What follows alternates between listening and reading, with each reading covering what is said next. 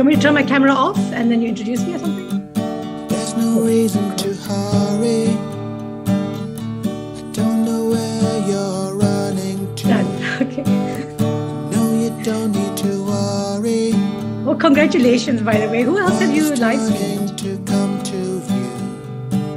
You try to find that perfect line before it's out of sight. Yes. It's chasing lights, that fireflies that flicker through the night. You say Oh, you've got to reach the top, very and good. so That's you play cool. the game. You make the rules, you win, you lose, and then it's all the same. Yeah. There's no reason to hurry. Mercy moment. Congratulations, Sid. This is really cool, man. Where you're running to. No, I mean, No, you don't I need guess to Sunday, and it's his birthday today. So. The world is turning Yeah, to okay. come to you.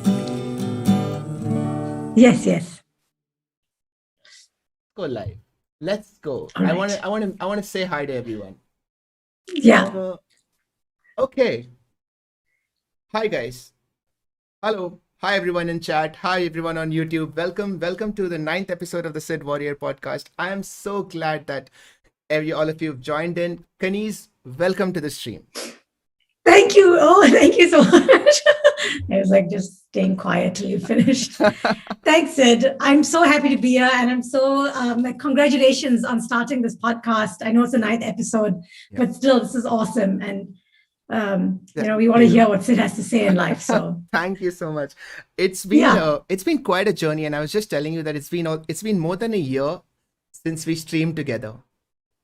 man, I can't believe it. What an unbelievable year. What an unbelievable chain of events it has been. Jeez. I mean, we were talking about love and and music and drugs Relationships and breakups. relationships and breakups. And, man, it was a good time. Thank you so much for it. Thank you so much. I'm just going to quickly confirm from everybody Yes. if everything is okay. Guys, just confirm if you can see me, you can see Kaneez. Yeah, if we are all audible, Yes. visible. If everything is okay, if you can all give a big thumbs up, then we can get down Yes. to the podcast. We can get down to the conversation. Okay. I think we are all right. I think we are good to go. Yeah. Perfect. All good. Awesome. Kaneez, welcome to the podcast. I have been looking forward to all okay?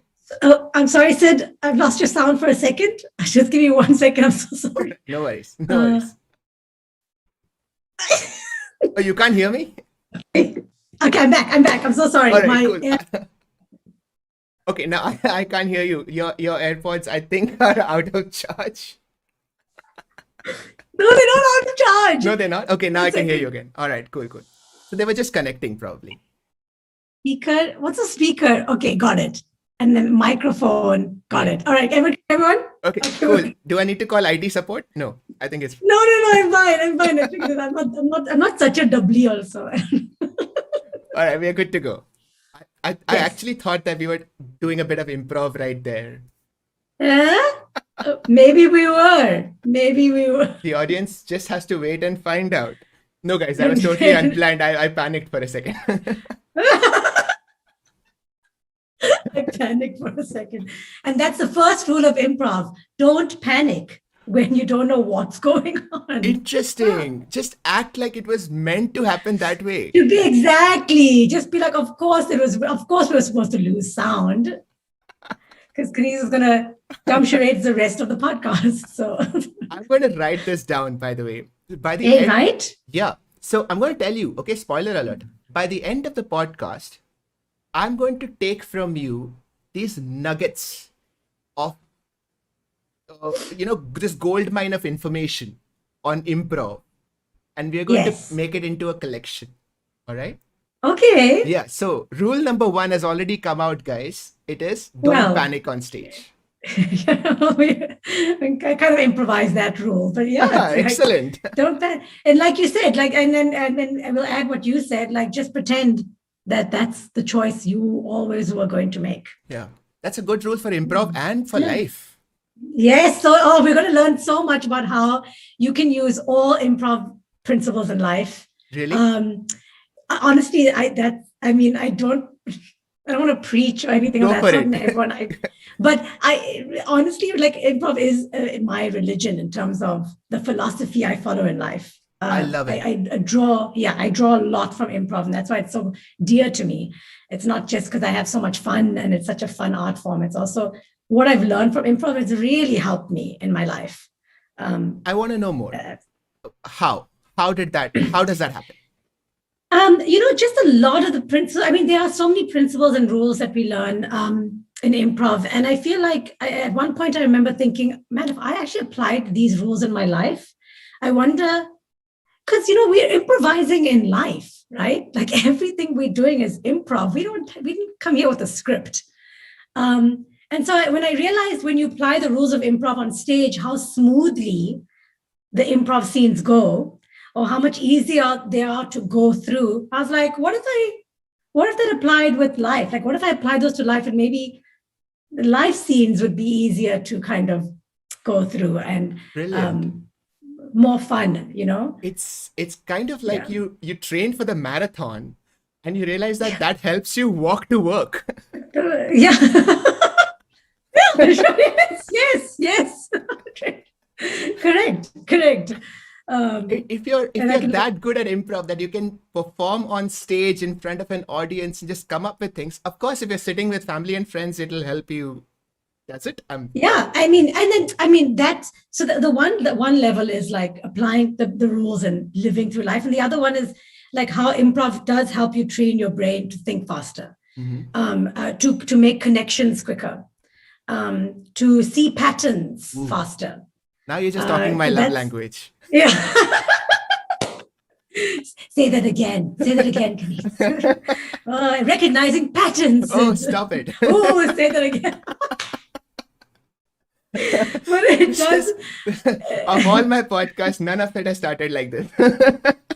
Just like I didn't. How did he get turned on by this? I don't know what I said, guys. I don't know what I said.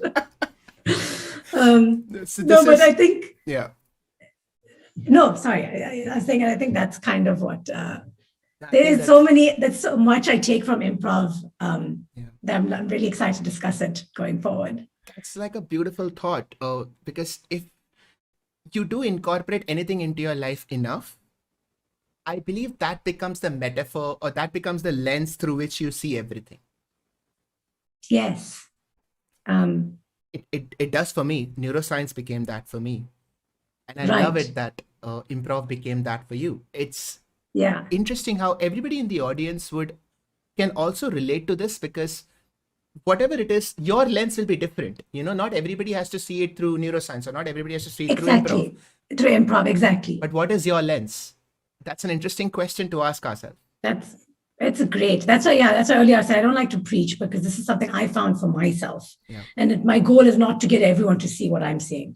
Yeah. But I'm lucky that I have found a lens that I can, or a filter that I can see my life through. And that's what I'm How did grateful. you find it? I'm curious to know the improv, I found improv in India, actually. I think that's why also my attachment to India is so great. Like, I know I'm sitting in South Africa, and it's been really nice to be back in the country that I grew up in. You were born there, you grew up there. I was born there, grew up here. Wow. It's a huge part of my culture and who I am, obviously. And then I genuinely feel so torn between, like, I was like, I love this country and I love South Africa, India as well. But India is where I found improv, which I realize is a big part of why I love, why I feel so attached to that country.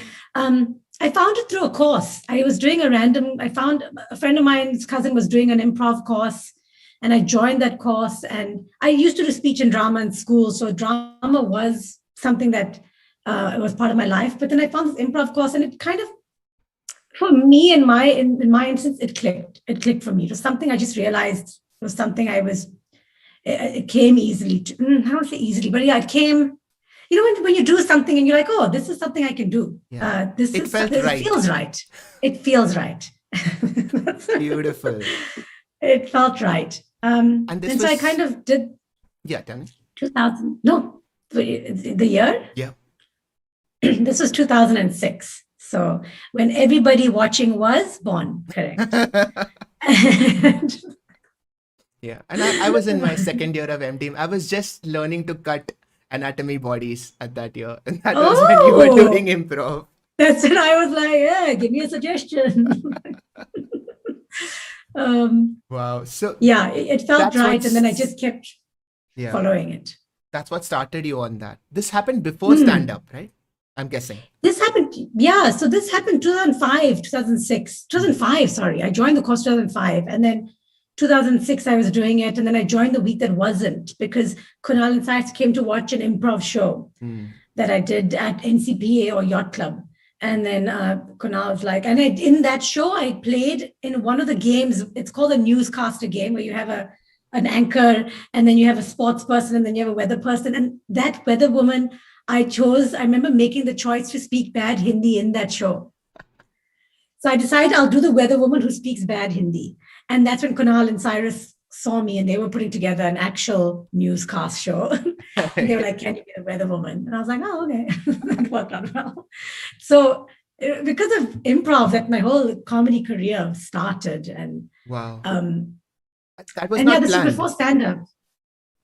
The It was not. the the idea No, to make a weather woman who doesn't know Hindi, that wasn't planned. You didn't, it was on the spot. it was on the spot. It was a Wow. choice I made. And it wasn't in that show, but I made it in the show before that. Hmm. But yeah, it was, and then I used it again because I realized it got laughs. So, and 16 years later, and she's still using it. Well, Like, if really it ain't note broke. that one. Oh God. No, Okay. but yeah. That led you to the week that wasn't, and then that led you to Then comedy. I that led me to Adam Dow doing a course in improv in 2009. And then that's also the same time the stand-up comedy scene was also Hmm.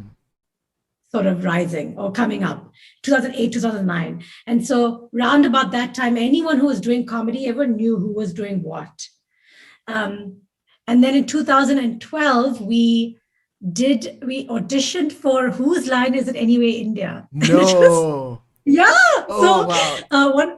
one of the companies had bought the right to the show. It was, I think Hattrick owned it, and they bought the right to the show. And it was like March 2011. And by the way, this was 3 months after I got divorced, and I was like, I don't know what I'm going to do with my life because comedy was not a career. It was not an option. It's not something you could get into back then. Yeah.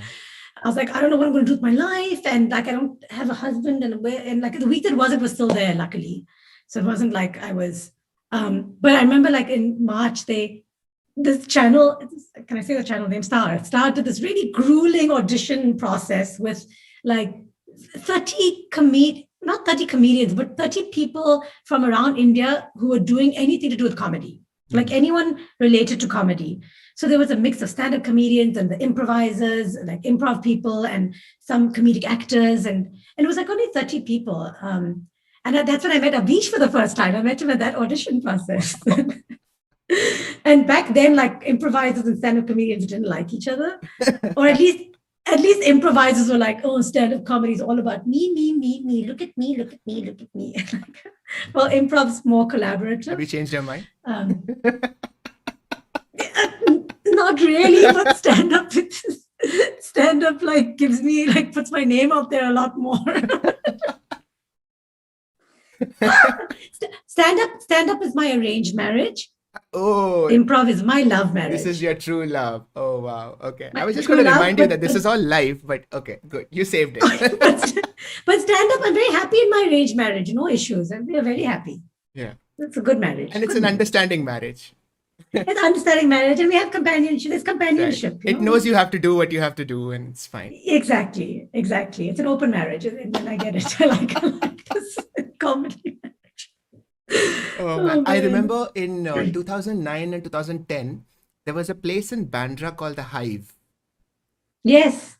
And Yeah. that this was when you were talking of the early days of comedy, it was also the early days of poetry.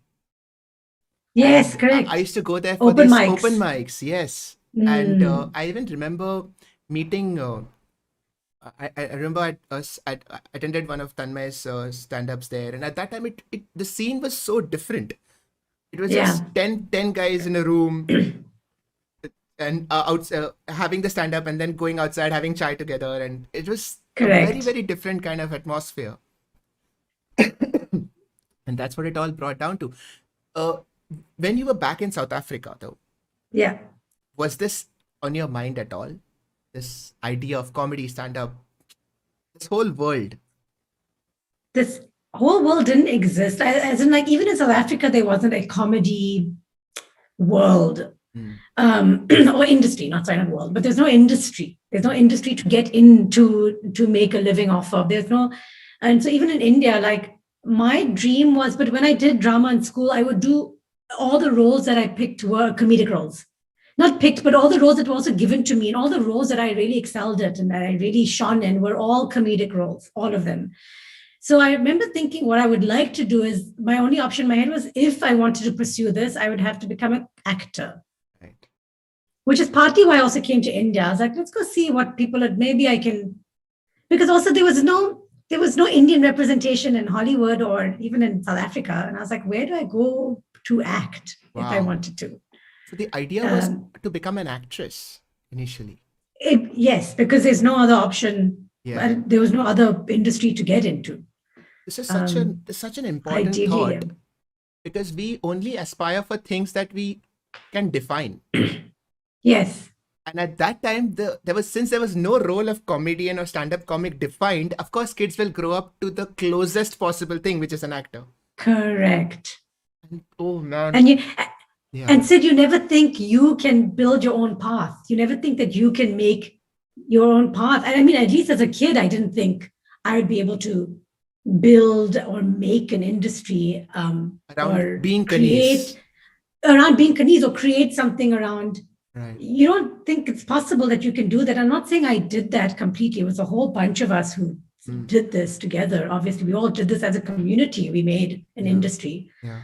But yeah, it's interesting. You should really consider Yeah. and think about the idea that you possibly could make your own path. If you don't find in your life something that suits what you want to do, maybe start your own path and build your own path. And it's easy.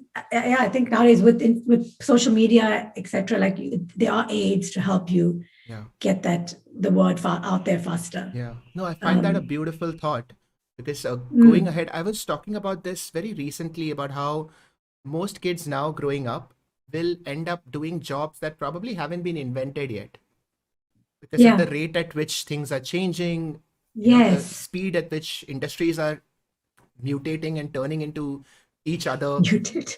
Yeah. Or evolving is a better word, I think. Mutating. I mean, it means the same thing. It's just construct, but okay. It is. It does. It does mean the same thing. I mean, the X-Men, they're evolved in my opinion. Evolved, exactly. They're evolved, so yeah. But the interesting thing is that when I hear you talk, it almost makes it sound possible that you could be the one evolving that industry. You don't have to wait for that industry to evolve to you. You could be the one by teaming up with the right people and creating that atmosphere. Thinking outside the box. Yeah. Yes, think outside the box and realizing we have a lot of agency nowadays. Like I said, because of social media, there are no gatekeepers to say you can't do this and you can do this. Like there are lesser gatekeepers now. Like a lot of the agency is in our hands to go on YouTube and start our own podcast. You couldn't do this 10 years ago. You would need an executive producer and a director and a casting agent or whatever else, or a producer of an OTT, of a platform or whatever, to tell you could make a podcast. Right. And now you don't. So you can just... The distance between creator and audience is never been closer. It's never been closer. And there's just no gatekeepers now. Azim Banatwala, he had a special... it's not an OTT platform, so he put it out on his YouTube channel. We still get to put out what we want to say. No one stops us. No one can stop us. Except the government. Sorry. So sorry. Yeah, no, it's a dangerous time. There's a pandemic going on. You have to be careful. I read that when you were in South Africa, you had done your bachelor's in art and psychology. Yeah, law and psychology. Like Really? Bachelor of Arts and then 2 subjects. You have to do 2 subjects. You have to major in 2 subjects. So you I did chose take up those. psychology. That got me interested, because when we were talking about I neuroscience, did. we were talking a lot about human behavior, and that never came up. I know. because so I feel really bad because in university I really wish I'd gone to classes and studied and learned, especially the psychology stuff, but I didn't. I partied too much and I just didn't take university seriously. Oh, And I damn. really wish now that I had gone at least to my psychology classes because obviously that feeds so much of what I do now in improv Exactly. and in comedy.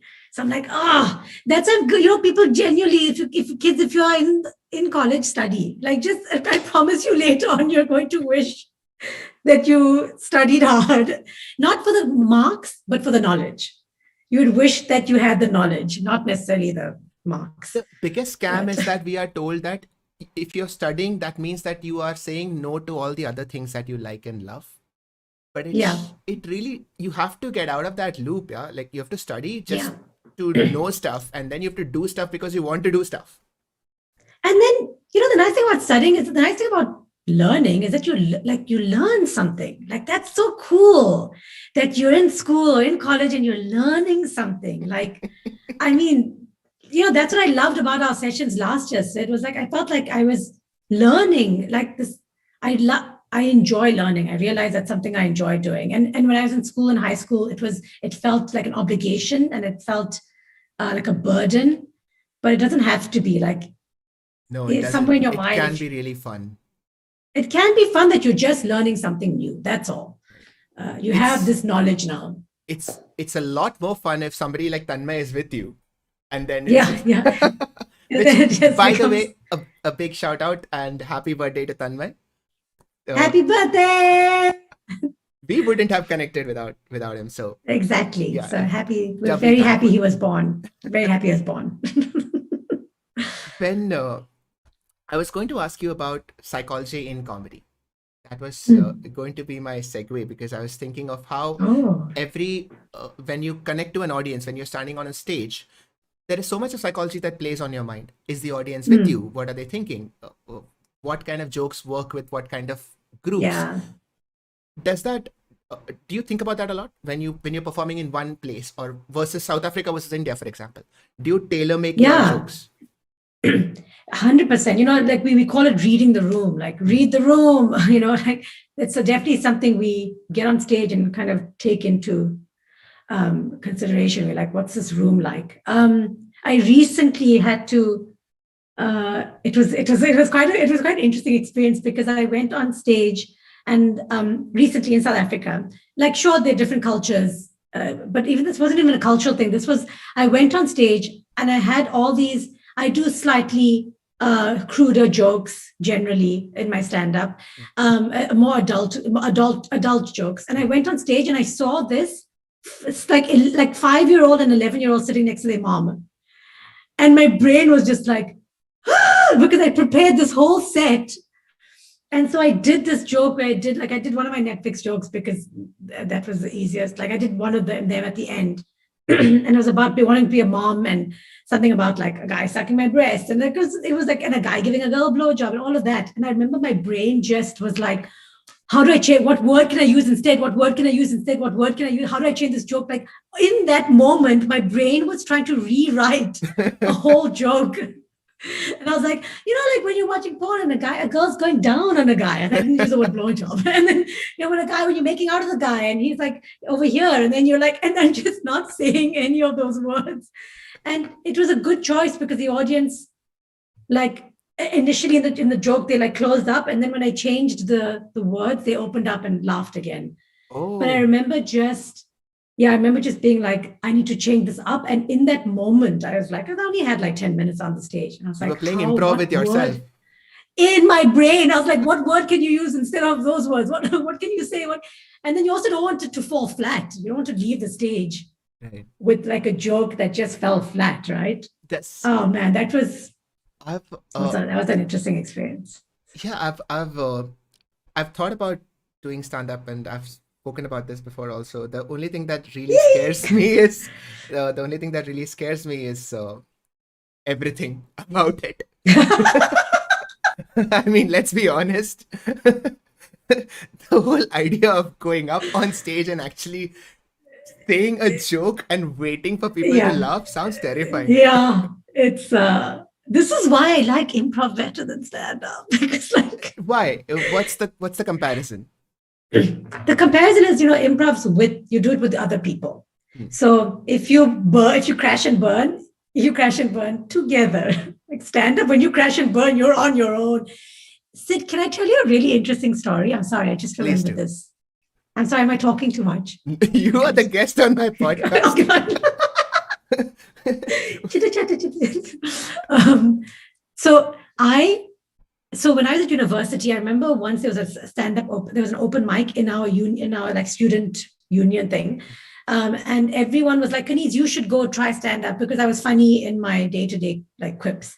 And I was like, no chance. And then I remember somehow after that, I developed a fear of stand-up, by the way, because Wow.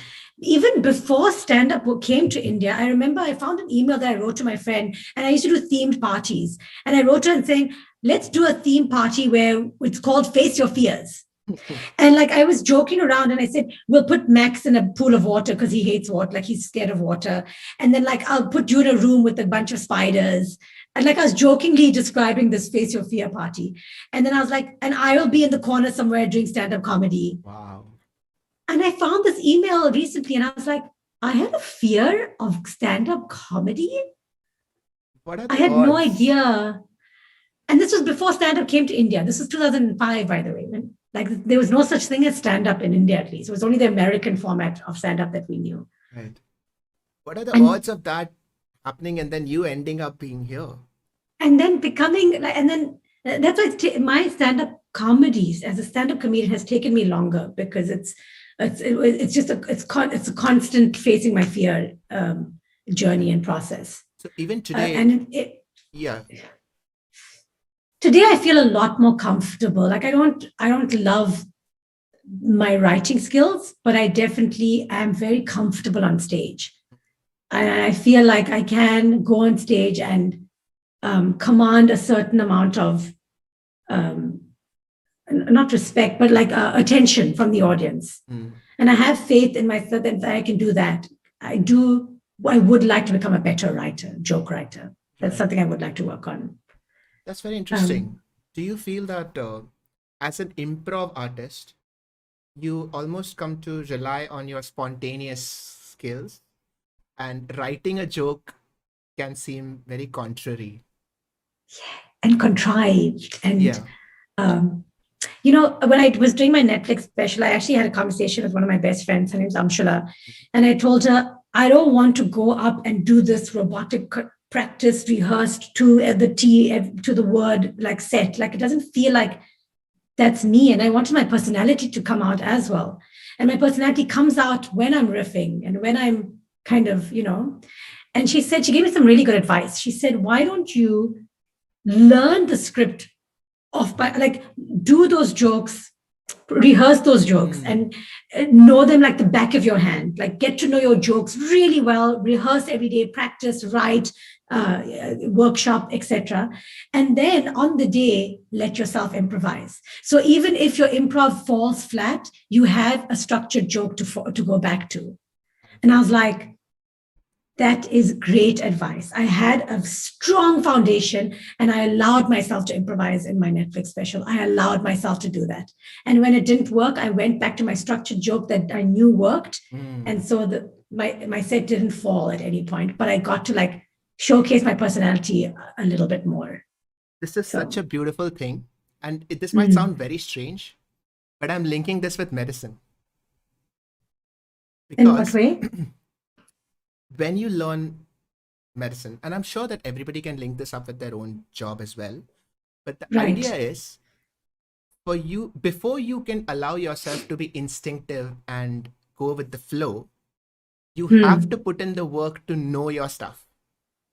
Yeah. Oh, okay. So once Yeah. you know all the guidelines, once you know all the medicines, once you know all the side effects, once you know all of that, then you can allow yourself to say that, you know what, in this particular situation, my gut feeling says this is not what I should do. This treatment, even though guidelines say this, my gut feeling says that in this situation, I should not treat the patient like this.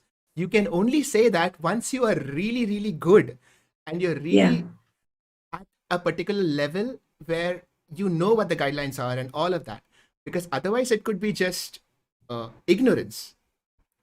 And Correct. you don't realize this until much, much later. And when you were talking about this, I thought of that. You discipline first, going with the flow later. Yeah. Yeah. And the disciplines, yes. And then the going the flow, and having discipline doesn't mean you're curbing your flow. Like that's also something I learned, because I thought, like, not necessarily the discipline, but I thought something scripted would curb my natural instinct flow. And that's not the case. Like, again, just having a solid foundation and knowledge of my comedy allowed me to actually flow even more without any fear, almost. Pretty much with very less fear, and so it became enjoyable. You know yourself now. You know what's going to happen in your mind. If something, like, if you administer something incorrect, like, you know how to fix it, you know how to damage control, you know how to, like, all right, bring back the patient in your case. In my case, bring back the audience on your side. You know how to, you have the confidence that you'll be able to figure it out if something goes awry, And this comes, I'm guessing, after a lot of painful stage moments. Yeah. Again, I struggle with stand-up because it's a huge fear that I'm constantly facing. Again, now it's much better now, but before, yes, it was. I remember watching one show. Someone took a video of something at Canvas Laugh Club, and I started at the beginning of the stage. And then I, the mic was on the side, and I had the mic in my hand, and every time I didn't get a laugh, I would subconsciously must take a step back. By the end of it, I was literally touching the curtain at the back, because wow. I was like literally retrieving, but I couldn't really go anywhere, so I could just retrieve on the stage. What a visual representation of having an anxiety attack. I was like, I can't go off the stage. I'll just keep going back and back and back. It was so funny. It was so funny. Like, I was so... Yeah, tell me. When? No. When? Sorry. No, I was just thinking of how it is so. You are either completely in control, or you get that trapped feeling. When you're on stage, you're either the most powerful person or the least powerful person. Exactly. There's no middle ground. You're either like, ye kya hai ye? Or like, what have you identified? I know everything about stand-up scares you. But, like, what is maybe a core fear or a bigger fear out of the rest? So I have... Is it the... No, I feel that my jokes are... I feel like I'm funny when I'm not thinking of being funny. When it is just conversation and it's just back and forth, and I feel like I'm funny then.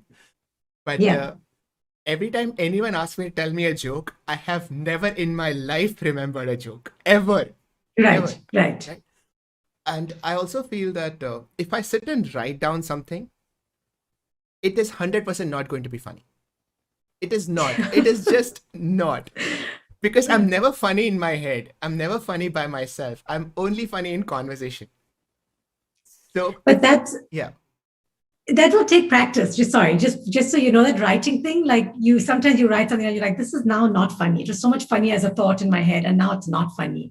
But that is also a process, by the way.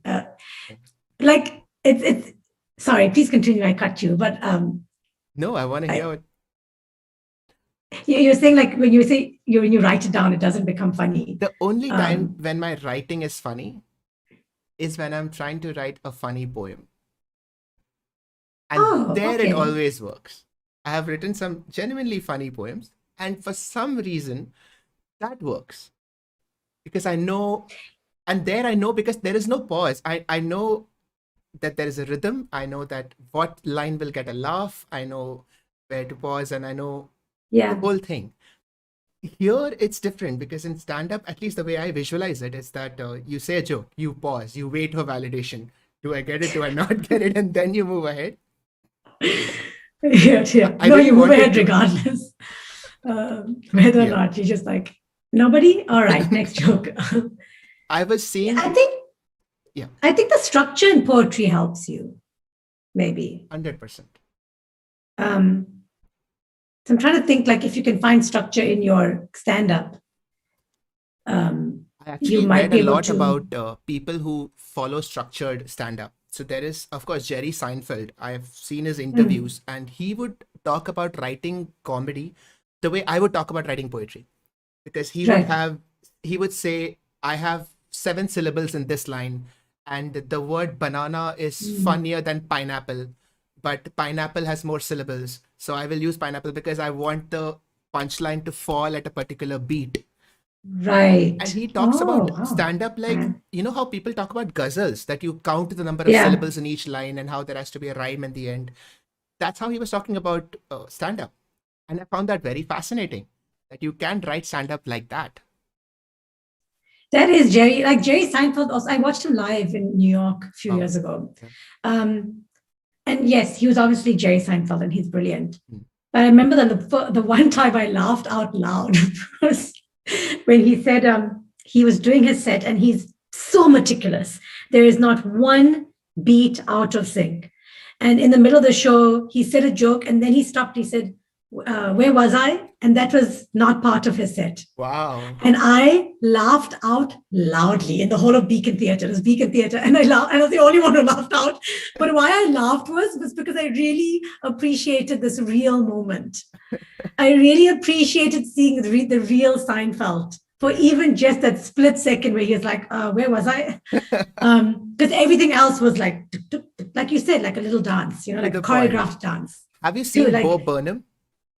no, I've not. I have to see his new special. I have Oh to. man. So if you're talking about choreographed stand up, he is the epitome of Oh that. man. Every single word, every sound effect, every light flicker is planned. Yes. He takes it to the whole other level, to the point where you don't feel like you've actually seen a real person. You feel that everything, even this confessions, his sort of moments of sadness or moments of vulnerability, you feel like everything is an act. And it Oh, at some metaphorical level, that is the message he's trying to convey, that everything is an act. We are all acting all the time. I've got don't no spoiler alerts. I do want to watch it, and Yeah, I am planning to watch it. please Like I do. want to Yeah, yeah. So see. the last one has Um, blown my mind. The one he just released called Inside. yeah, yeah. Yeah. No, but that's interesting. I realize when I write my stand up, I use the rule of three a lot. What is that? The rule of three is like if I think of a premise and an idea, then I will use three examples to reiterate that premise. And then the last one will be like an absurd or like a very heightened and exaggerated version. And that's where my punchline will come. So I Ah. usually, because I work in the rule of threes and that comes from improv because in improv, when we're doing an improv scene, we were taught find the funny. So, and the funny comes when you hear your first laugh. When you hear the audience laugh, you know that is what they find funny. Now heighten that. Now do that 3 or 4 times more in different ways, in different situations, in different places, as different characters, but do that same thing and heighten it and make it more and more absurd and make it more and more out of the ordinary. So I learned that in improv, and I realized I applied that to my stand up a lot. So you're Like, if this is true, what else is true in this? If this is true in this world, what else is true in this world? right. So you take one funny concept and then you approach it from different angles, and you keep trying to Yes, get to that same spot. you could try and get to the same spot. And I realize I do that a lot in a lot of my jokes. I try to like, I'll do like 3 beats. I'll be like, have you noticed this happens or na na na na na? Like just, and then I'll be like for instance, I want to be like even like my mom joke. I'll be like, I want to be a mom so bad, no no no no. I want to be a mom, no no no. I want to be a mom so bad, no no no no no no no no no no no no. Oh, Ah, you just recited so a I, ghazal, by the way. there you go. See that's all. Oh man, this is so cool. This is Yeah, so poetry. that's also how I. Kaneez, this is Well, poetry. I think you can do stand up, Sid. You just have to think of it as poetry. Don't even define it in your head. Don't even think, oh, this is poetry, this is stand up, this is. If it's funny, then just go perform it. Don't even think about. Look what Bo Berman did in his last special. I haven't watched it, but Yeah. again, and if you feel like there's no path that suits you for you to be able to do poetry, funny poetry, then you create your own path, Oh Sid. my God, this is so inspirational. Oh my God. So there is no such. Really? Is there a stand-up poetry comic. No. So you have become the first one, Sid. You create this path and others Oh will follow. man. You'll become the trailblazer in funny poetry and comedic poetry in I India. feel like these podcasts are turning into therapy sessions for me.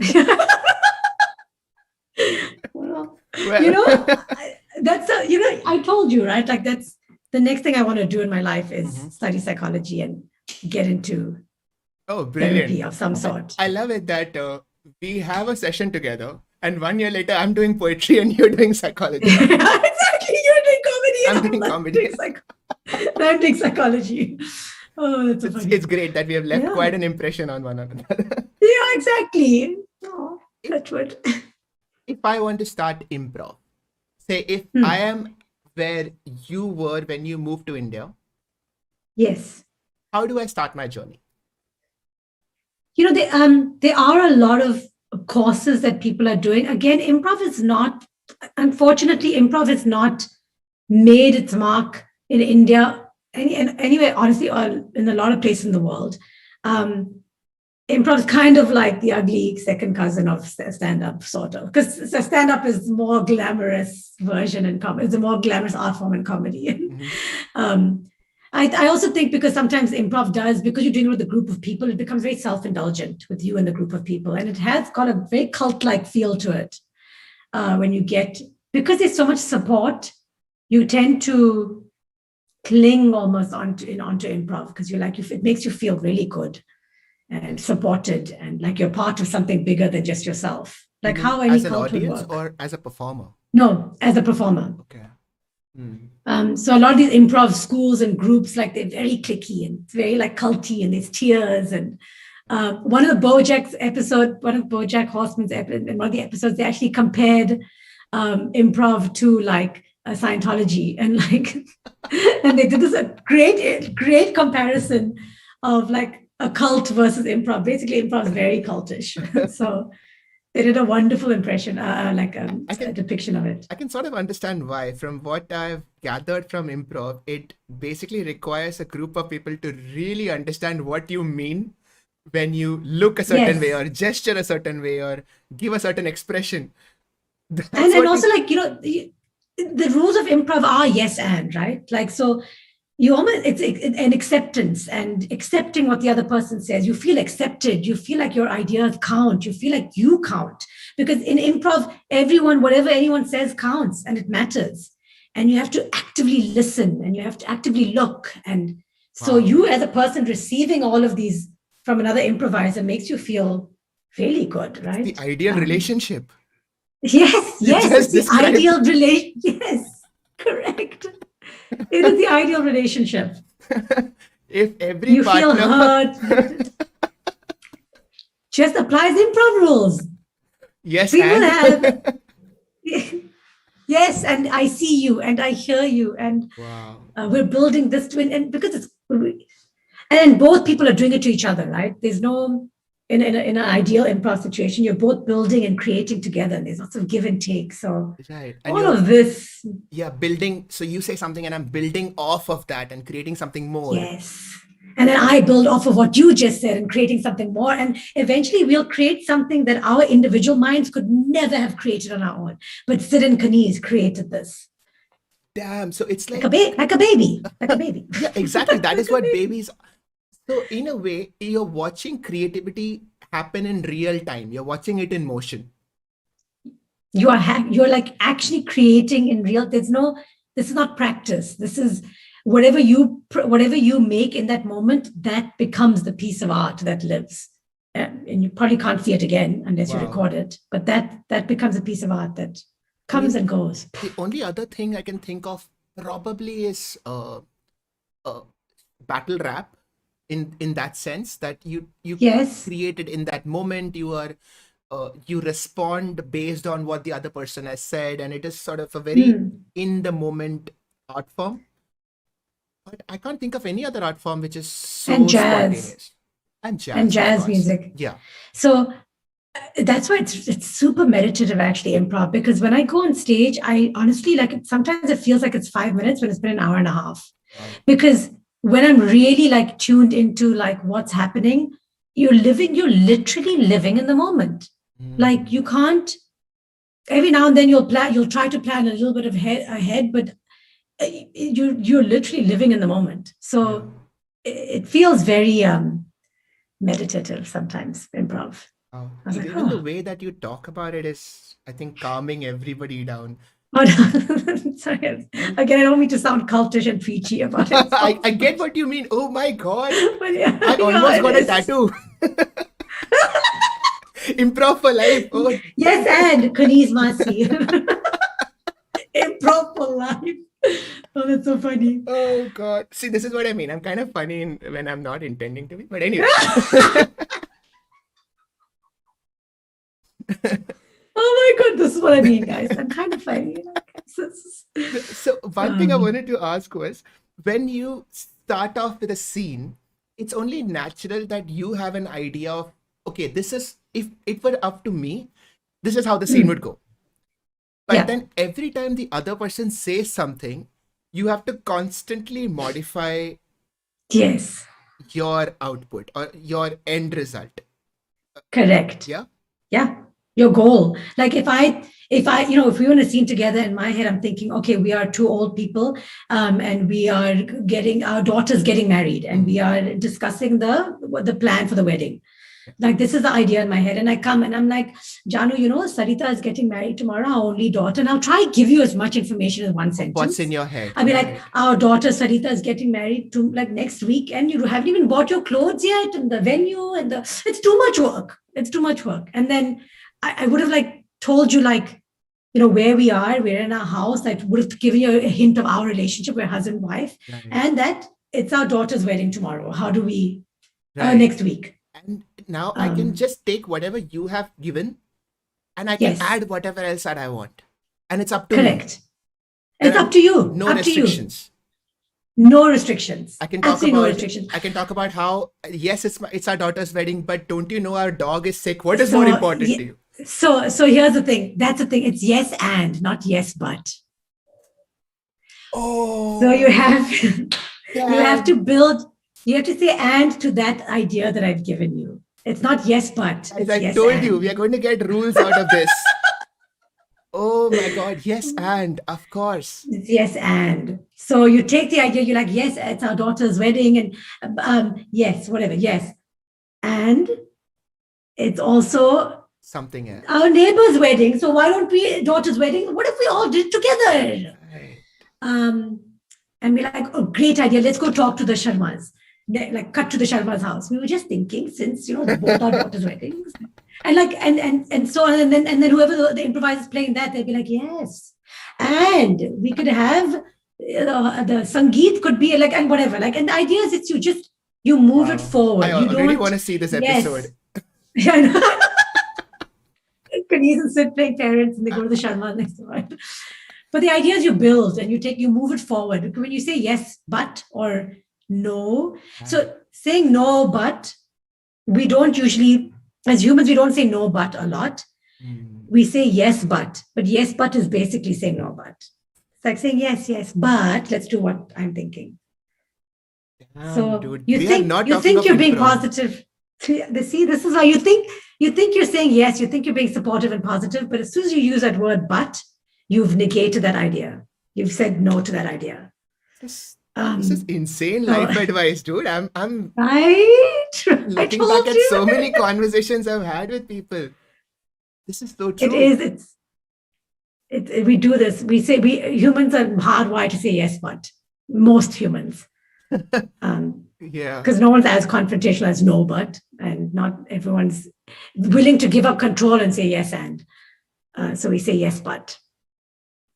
Oh, that was super quotable. Yeah. Oh, can somebody put that as a quote?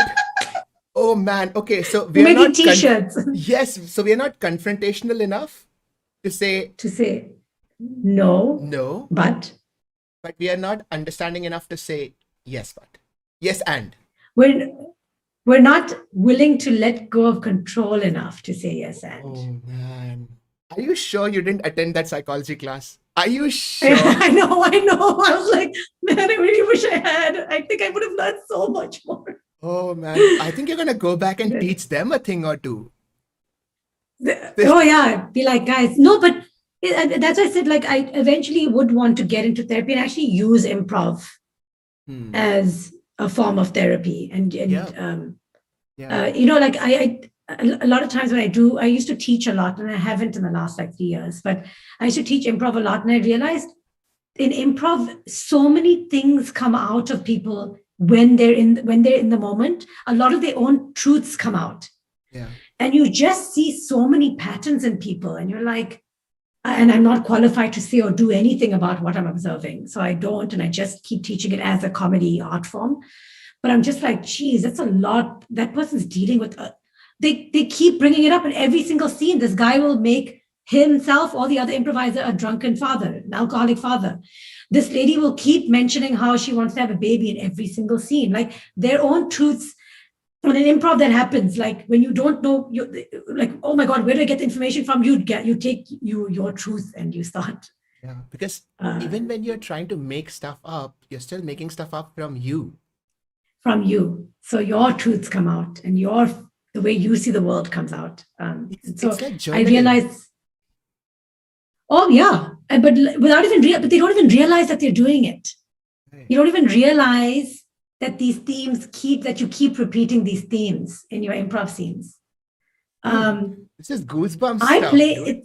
it's fascinating. And again, like I observe this and there's nothing I can do because I'm not qualified, but I'm just like in my head, I was like, one day I do want to like look into this and see how we can use improv and that is the thing, right? In Of psychology course. role playing Yes. and improv It's a part therapy of is cognitive behavioral therapy as well, especially for yes, couples therapy. This does work when correct.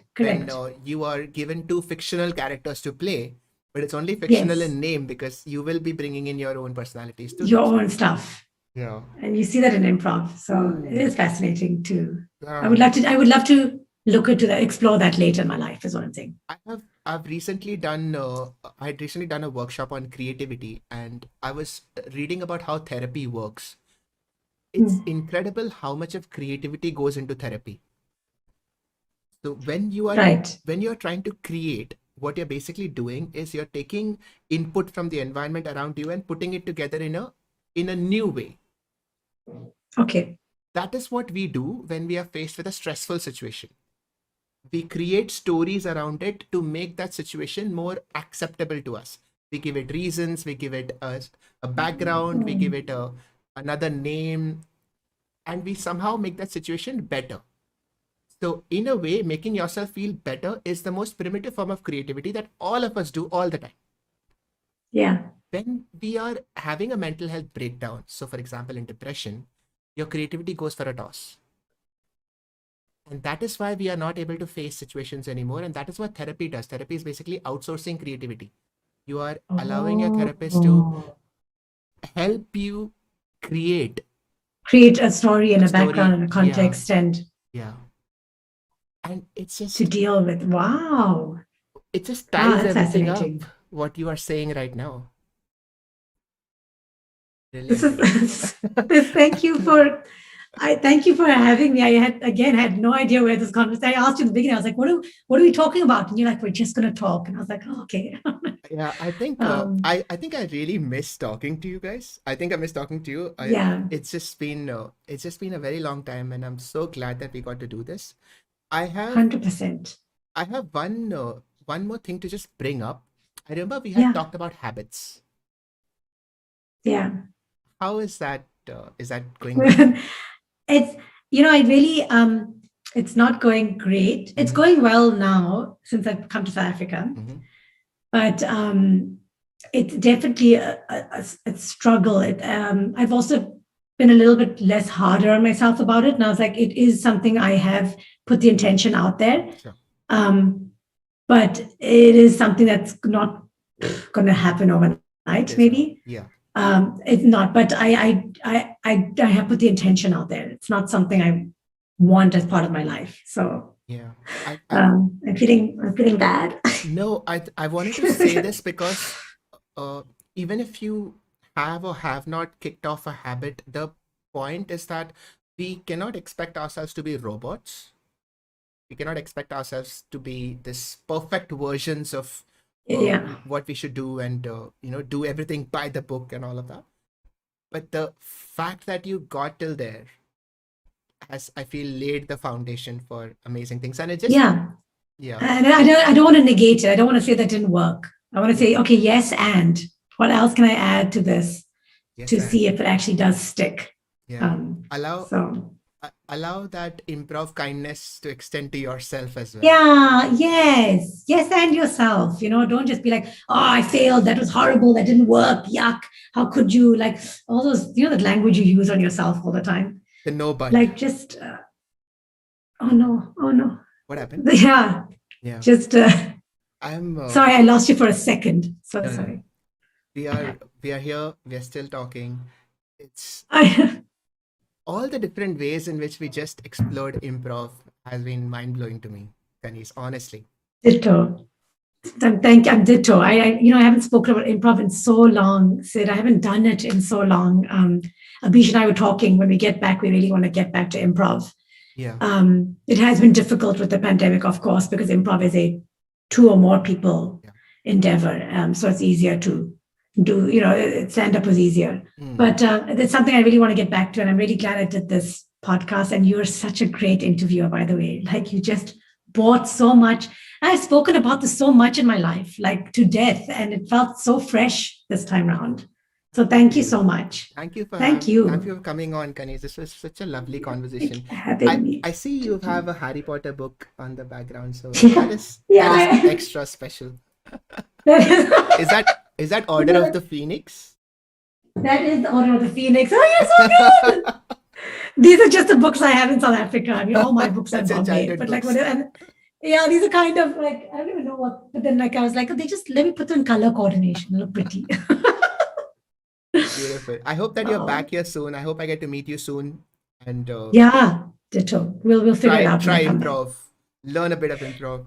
Yes, maybe I'll do a course also. I think when things open up. Yeah. Okay, done. I think it's high time to do a course again. Yeah, I think it'll help me in my stand-up poetry act also. And again, Sid, like, I mean, there's lots of takeaways from this, but if you want to create your path, Yep. comedy, That's what I'm gonna do. poetry, So the funny that's thing is, it. when I Maybe had stand-up Abish, poetry. when I had Abish on, I had done this thing with chat, saying that, okay, you know what, we are going to do this in 3 months. We are going to do something that is difficult for us. And I said that I'm going to write a 5-minute stand-up clip. Yeah. And I did try, and the couple of things that did come out have come out in the form of poems. So I'm going to go with it. I'm going to just take Go with your it. advice. Don't fight this. Don't Yeah. fight this. You don't have to fit into one box. Yeah, Create exactly. your own box. Yeah, exactly. Let's do this. All right, done. Let's do this. We Oh are my on. God. Uh, Yes. Guys, one sec. I'm going to just. There Yes. are 2 super chats. I just have to read them quickly. Yes, Meenu sure. Krishnan, thank you so much for the super chat, man. I always feel so fascinated by improv. Whenever I hear Kaneez talk about it, you can see the passion in her eyes. Lots of love to you guys. Thank you so much. So what is the name? Meenu Krishnan. Meenu Krishna, thank you so much. That's And a great compliment. Digvijay, do you have any improv work? Kaneez, do you have any improv workshops happening online, or if possible in Hyderabad in the future? Thanks for what all of you guys do. Thank you so much. This is Digvijay. Digvijay, yes. Did he do improv? Did we do improv together? Anyway, I did once with the guy named Digvijay. So I was just wow. wondering. Yeah. I mean, again, like, guys, I just don't know with the waves when I'll be able to, but inshallah, as soon as all of this stuff ends, It'll be we soon. can get back on the road. Let's you think keep it- so? Yes, I think so. Okay, good. I mean, I'm just gonna say that. Thank you. It feels nice Yeah, when someone of course, says it. of course. It's we are going to go back soon. Don't worry, guys. Vaccination is going to work. Let's just keep positive vibes out there. In the Okay. meantime, keep your mask on. Okay. I have a special mention. I have a friend, Amrita Arulraj. Okay. She's been on the stream. We've talked about. Yeah. She's a huge fan of yours. In her own words, Amrita. she will kiss the ground you walk on. So that's like a No. special fan. That's a special fan. And no, I think it's just the love is mutual. We've talked a Yes. lot about how much we love you. And she sent a super chat that says that Kaneez makes my heart so warm. Everything about her is so endearing and honest, and it makes me want to become a better person. Basically, what I'm saying is, Kaneez, I love you. Please use me as your doormat. So, Oh my God. I'm sorry, I'm so busy being a doormat for the last guy I was with. But when I'm done with that, no. Thank you so much. That's a really, I feel very nice hearing that. So thank you so much. It feels nice. thank Oh, you, Sid, Kaneez. thank you. And thanks to everyone in the chat. Yes. I don't even, yeah. Sorry, you finish. The floor is yours. No, I just want to say thank you to, I haven't even opened the chat, but thank you to everyone who is here. And please keep supporting Sid. I think you are a wonderful interviewer, and I'm really excited for the series to continue. And I hope you're also like making an audio version and putting it out on Spotify. It is there. It is on. Amazing. It is on Spotify. Yes. Oh, amazing. Oh, just put it up I didn't know last week. So I'm very excited about So this. please, yes, these are, I would love to listen to the other ones as well. So best of luck with your journey forward. Thank you so much, guys. Just wait for a minute. Okay. Guys, everyone in the chat, thank you so much. You guys have been incredibly sweet. Oh, Suhani Shah's in the audience. Suhani is saying Kaneez is a sweetheart. Hey, Suhani. Yeah, the love is all mutual everywhere, guys. Such a great girl. Thank you Yeah, so such a much. great girl, man.